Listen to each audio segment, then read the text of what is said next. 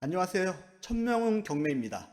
오늘은 경매를 처음 공부하시는 분들을 위해서 아주 기초적인 강의를 시작하도록 하겠습니다. 첫 시간은 용어 정리입니다. 우리가 부동산 경매를 시작할 때 용어 자체, 그 단어 자체를 몰라가지고 참 헷갈려하는 경우가 많아요.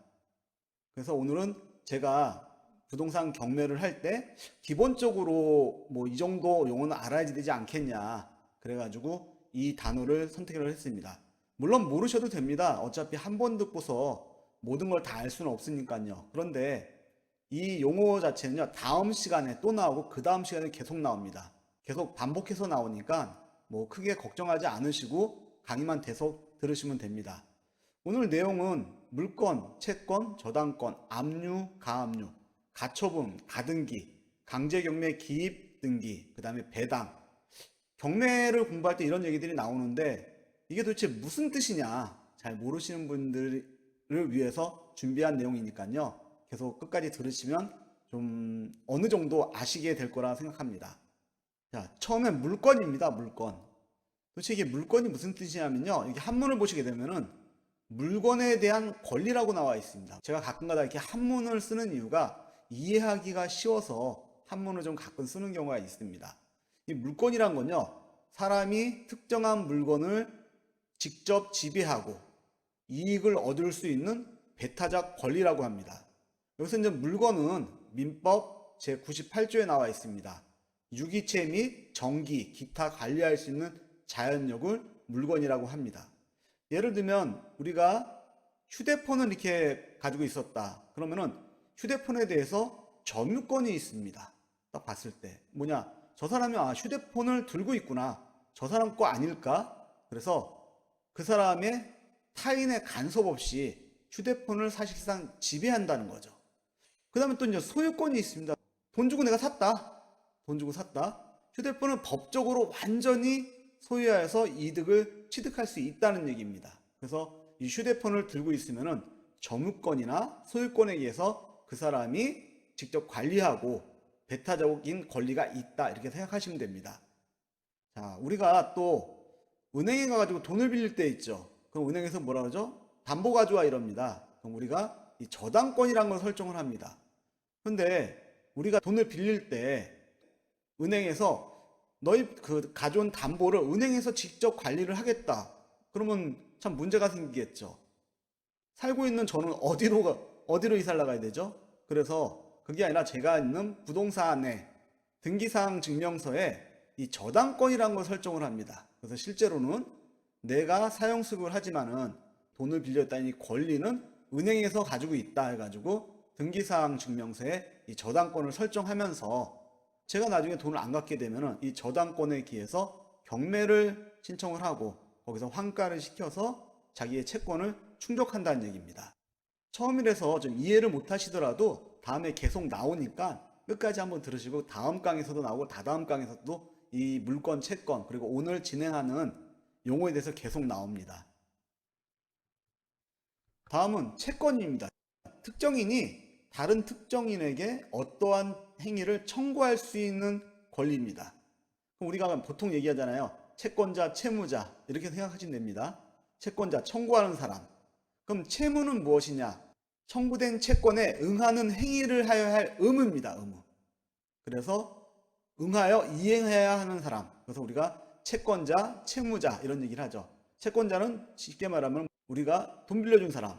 그럼 채권자는 돈을 달라고 하겠죠. 그럼 채무자는 돈을 빌린 사람. 채권자가 돈을 달라고 그러면 채무자는 돈을 갚아야 된다는 거죠. 이 채권에 대한 내용도 다음에 권리분석 시간에 계속 진행을 하니까요. 너무 어렵게 생각하지 마세요. 이런 게 있다. 이렇게 생각하시면 됩니다. 자, 다음 저당권. 저당권입니다. 저당권은 민법 356조에 나와 있습니다. 저당권자는 채무자 또는 제3자가 점유를 이전하지 아니하고 채무의 담보로 제공한 부동산에 대하여 다른 채권자보다 자기 채권의 우선 변제를 받을 권리가 있다. 이게 무슨 얘기냐면요. 저당권자, 쉽게 말하면 은행에서 저희한테 돈을 빌려주면서 저희 등기사항 증명서에 저당권을 설정을 합니다. 그래도 점유는 이전하지 않고 어떻게 하죠? 저희가 돈 빌린 저희가 거기서 살고 있는 거죠. 살고 있는데 대신 등기사항 증명서에만 저당권이 설정되어 있는 겁니다. 근데 만약에 저희가 그 금액을 갚지 않았다든지 이자를 안 내면 어떻게 되는 거죠? 은행에서는 이 저당권자는 저당권에 기해서 경매를 신청해서 환가된 금액에서 자기 채권을 다른 채권자보다 우선해서 받을 권리가 있습니다.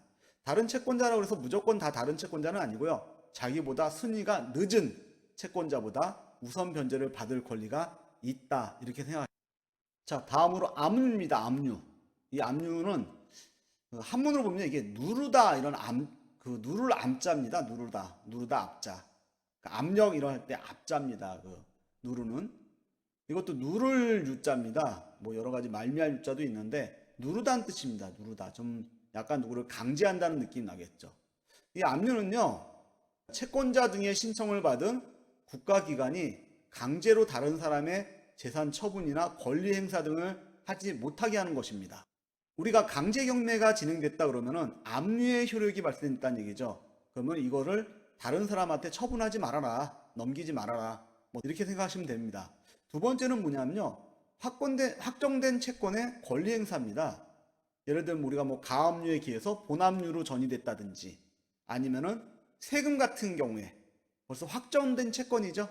이 압류에 기해 가지고 세금의 채권에 의해서 공매를 넘긴다든지 이런 식으로 생각하시면 됩니다. 압류는 확정된 채권의 권리 행사다 이렇게 생각하시면 됩니다. 압류가 있으면 가압류가 있습니다. 이게 임시가짜, 뭐 가명가짜라고 얘기를 합니다. 압류는 확정되었지만 가압류는 말 그대로 확정되지 않은 금전 또는 금전으로 환산할 수 있는 채권에 대한 권리 행사입니다. 예를 들면 채무불이행, 돈을 빌려줬습니다. 그럼 갚아야 되는데 채무자가 돈을 갚질 않았어요. 그럼 어떻게 하죠? 우리가 자력구제가 금지되어 있으니까는 법원에다가 신청을 합니다. 돈을 달라고.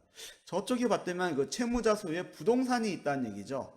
이 부동산에 대해서 뭐 어떻게 돈을 받으려고 재판을 하려고 했는데 이 재판 기간이 하루 이틀 걸린 게 아니라 시간이 깁니다. 그 사이에 이 채무자가 이 부동산을 다른 사람 명의로 판다든지 이전을 하게 되면은 나중에 판결을 받아도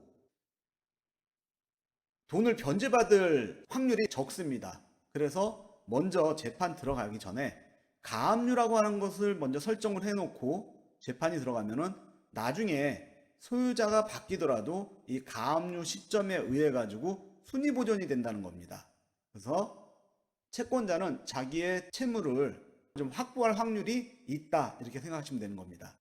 가처분은요, 방금 가압류는 금전 또는 금전으로 뭐 환산할 수 있는 거라 이런 청구권인데 가처분은 금전 채권 위에 확정되지 않은 청구권을 보존하기 위한 겁니다. 또는 다툼이 있는 권리관계에 관하여 임시의 지위를 정함을 목적으로 하는 권리행사입니다. 뭐 예를 들면 점유유정금지 가처분, 처분금지 가처분이 있겠죠. 점유유정금지 가처분 같은 경우에는 우리가 경매를 낙찰받았습니다.